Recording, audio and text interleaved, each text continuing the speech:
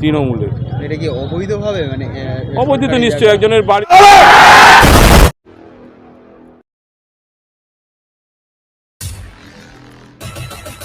নমস্কার, আমি কৃষ্ণপদ অধিকারী। আমার ছোট্ট একটা ইউটিউব চ্যানেল আছে, চ্যানেলটার নাম don't care, Facebook page Krishna Krishna. পিছতি পিছতি যখন দেওয়ালে পিঠটা হেসে যায়, তখন নিরুপায় হয়ে সামনের দিকে বাঁচার তাগাদায় এগোতে চায়।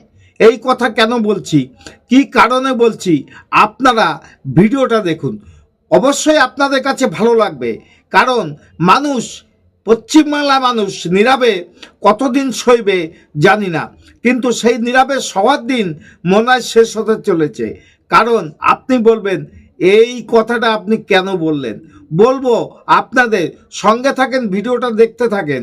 এবং প্রতিবাদ করা শিখেছে বলে, প্রতিবাদ করার ক্ষমতা আছে বলে আমার এই ভিডিওটা, কারণ অন্যার প্রতিবাদের সত্যের সন্ধানে আমি ভিডিও করি। সেখানে দাঁড়িয়ে যেটা একটা অন্যায় হয়েছে তার প্রতিরোধ যে এলাকাবাসী, গ্রামবাসীরা করেছে, তার মতন সুখী আমিও নেই। কারণ জানি যে অবৈধ কাজের কোনো স্বীকৃতি অবশ্যই আমাদের রাজ্যে রাজ্য সরকারও দেবে না এবং দেওয়া উচিতও না। কারণ সেই অবৈধ কাজের প্রতিরোধ গ্রামবাসীরা কিভাবে করলো আপনারা দেখুন। আমার মুখে শোনাচ্ছে, আপনাদের দেখা এবং আপনাদের বোঝার যথেষ্ট ক্ষমতা আছে।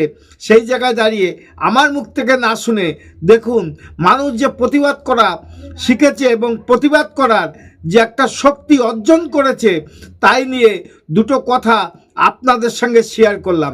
দেখেন এটা ঠিক না বেঠিক, মানুষ কেন প্রতিবাদ করছে, প্রতিবাদ করা উচিত কিনা, সেই নিয়ে আমার ভিডিওটা।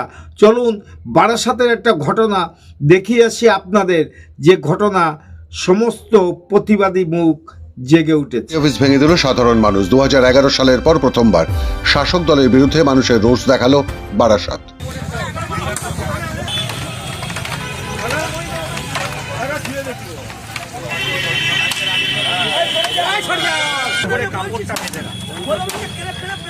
চৌত্রিশ নম্বর জাতীয় সড়কের ওপর বারাসাত 11 নম্বর ওয়ার্ডের একটি ব্যক্তিগত মালিকানার জমিনের সামনের অংশ দখল করে তৃণমূল কংগ্রেস পার্টি অফিস তৈরি করে। জমির মালিক বাধা দিতে এলে মারধর করা হয় তাদের। এরপরই ক্ষেপে ওঠে এলাকার সাধারণ মানুষ। তারা জমা হয় ওই জমির সামনে। অর্ধেক তৈরি হওয়া তৃণমূল কংগ্রেসের পার্টি অফিস ভেঙে দিলেন সাধারণ মানুষ।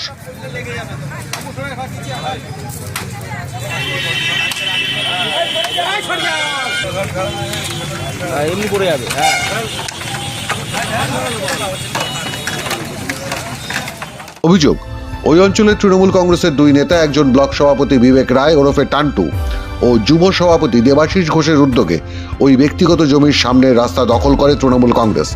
শাসক দলের 11 নম্বর ওয়ার্ডের পার্টি অফিস বানানো হচ্ছিল ওখানে।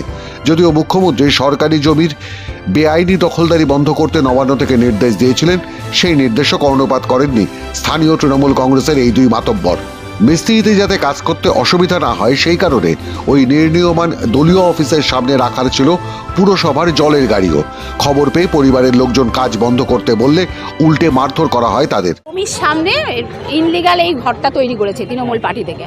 এবারে আমরা বাধা, হ্যাঁ তৃণমূল পার্টি থেকেই করেছে। এবারে আমরা এসছি, আমার ভাইপোকে মেরে হাতটা ভেঙে রক্ত বার করে দিয়েছে, পা ভাঙে ভেঙে দিয়েছে, কুড়ুল দিয়ে আক্রমণ করেছে। হ্যাঁ, এই প্রতিবাদ করাতে, মানে এটা ভাঙতে দেবে না ওরা। 10 দিন সময় নিয়েছে, আমরা 10 দিন সময় দিতে পারবো না, সম্ভব না। এই ঘরটা মানে 2-3, আমরা তো এদিকে আসি না, এবারে এই 2-3 দিন ধরে এই ঘরটা হচ্ছে। আমরা ওই দিকে থাকি কলোনি, এবারে খবর পেয়ে আমরা সব এখন এলাম। আমি যেই বলি যে এটা ঘরটা কেন করা হচ্ছে, বলছে পার্টি অফিস। আমি বলি কাউন্সিলর কি জানে? বলছে কাউন্সিলর জানে। আমি তাহলে কাউন্সিলরকে ফোন করো। বলছে কাউন্সিলর আসবে না, তুমি যা পারো করো, আমরা এখানে করবো। যেই বলেছে আমি একটু খুঁটিটা ধরে জাস্ট নাড়িয়েছি, তারপরে ওরা অতর্কিত হামলা করলো। বাঁশ, লাঠি এবং কুড়ুল, যে বেড়া কাটছিল সেই হাত কুড়ুল দিয়ে আমাকে আক্রমণ করে এবং আমি বাঁচার চেষ্টা করি, যে পড়ে যাই। পড়ে গিয়ে আমাকে পায়েও লাঠি দিয়ে মেরেছে এবং এই ফোনটা আমার ভেঙে দিয়েছে। নানা রকমভাবে আমাকে হ্যারাস করেছে এবং আমার বন্ধু যে ছিল ওকেও মেরেছে। আপনাকে কে মেরেছে? আমাকে মেরেছে হচ্ছে টান্টু আর দেবাশিস। কি করে এরা ওয়ার্ড সভাপতি এখানকার, শুনছি এরা ওয়ার্ডের দায়িত্বে আছে।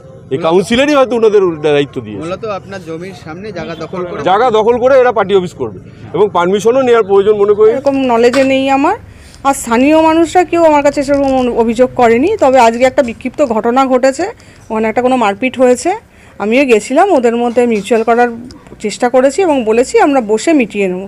ওটা কোনো তো কিছু ঘটেনি সেরকম। ওটা কি আপনারা পার্টি অফিস করছিলেন? না, সেরকম পার্টি অফিস করার চিন্তা ভাবনা নেই ওখানে।